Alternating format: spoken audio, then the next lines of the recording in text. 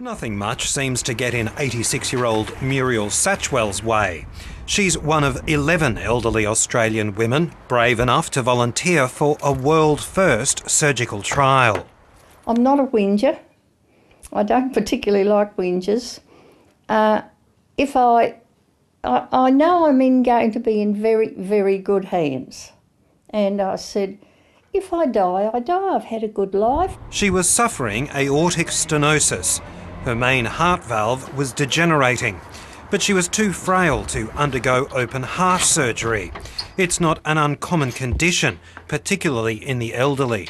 Now, when you have severe aortic valve narrowing and you become breathless as a consequence of that, more than half the people won't survive 12 months, and only about a third will survive 2 years.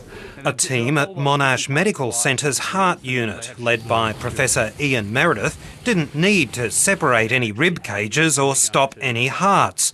Instead, they inserted a newly developed valve, using a wire pushed through a small hole in the patient's groins. So the wire length became an issue there. We really only had a centimetre either side.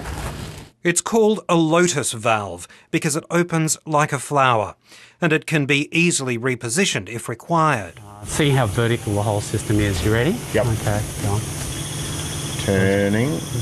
It's the subject of a documentary airing on Melbourne Public Television tonight. So the procedure went very, very well indeed. We managed to get the valve seated in the right position. It's a coup for the Monash Heart Unit here, which had to beat off competition from the likes of Harvard University and the Mayo Clinic for the right to conduct the trials. And after all, this hospital is regarded as a bit of a poor cousin, having had only modest improvements in recent years, despite a booming population in this region.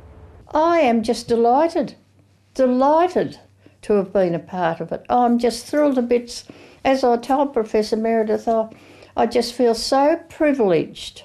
For Mrs. Satchwell, and it's hoped many more seniors in the future, the men wouldn't do it, and I said, I'll have a whack. the new surgery means more time to achieve things and capture memories. Jeff Waters, ABC News.